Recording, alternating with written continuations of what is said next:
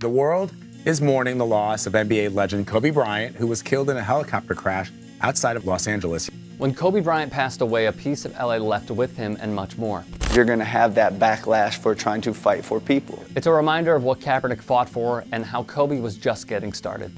Donald Trump would invite you to go to the Sure. No, it's fine. No, it's fine. It's fine. It's fine. I wouldn't go. Simple. As Kobe said, with Donald Trump in office, he wouldn't visit the White House. Having the bravery to be able to do that is something that we should all stand for. And marveled at Kaepernick's philanthropy and courage. While there are so many stories, from L. Duncan's terrific commentary on ESPN, to former teammate Brian Shaw on NBA TV, to Jimmy Fallon's monologue, we lost more than a basketball player. We lost a mentor, we lost a friend, we lost a teacher, we lost a family member. We lost greatness. As the years of playing days dwindled, he became more outspoken and became more involved. Former Balch Springs police officer Roy Oliver, who is white, is charged with murder. He is accused of shooting and killing 15-year-old Jordan Edwards. Jordan Edwards was a football player at Mesquite High School in Texas. Hey Coach, my name's Jordan Edwards, all-A student, honor roll student. Jordan's former high school football coach, Jeff Fleener. In 2017, Edwards and his brothers attended a house party. When neighbors called police to bring the party to a close, things got out of hand. Hey, stop that car! That's the convicted officer's partner, Tyler Gross, yelling at a car containing Edwards and his brothers. As the car pulled away, Oliver fired 5 times. As Oliver pulled the trigger, the car drove away from further damage. However, it was already done. Edwards sustained a gunshot wound to the head. Oliver, a troubled mind with a police badge, attempted to manipulate the story.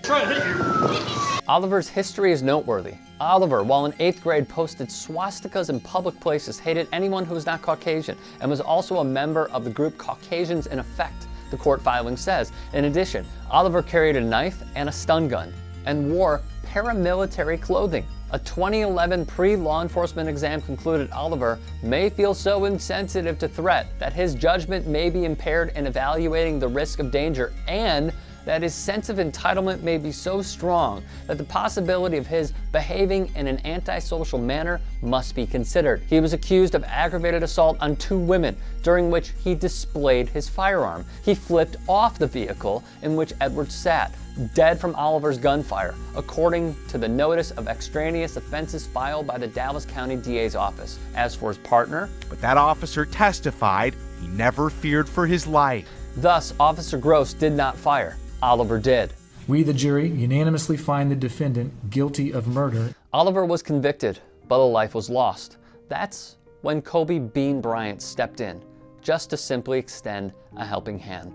Remember Kevon Edwards, one of 2 brothers of Jordan? Less than a month after the fatal shooting, and with his 17th birthday the day after he buried his baby brother, Kevon Edwards was surprised not only by a long, thoughtful phone call from his NBA idol Kobe Bryant, but also a signed jersey and 2 new pairs of shoes from Bryant in the mail. A bittersweet birthday.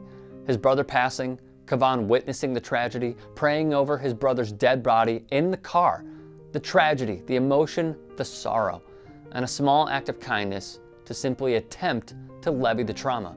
You can't tell it from the pictures, like a typical teenager, but when he got this stuff in the mail from Kobe Bryant, Kevon was bouncing off the walls with excitement, said Lee Merritt, the personal attorney for the family. That was Kobe. That was his legacy.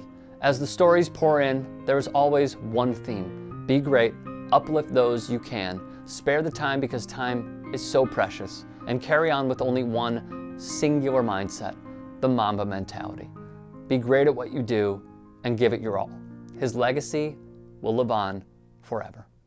If you'd like to hear more thought-provoking content like TYT Sports on Facebook, and to help in my journey to keep media independent, go to tyt.com/Rick.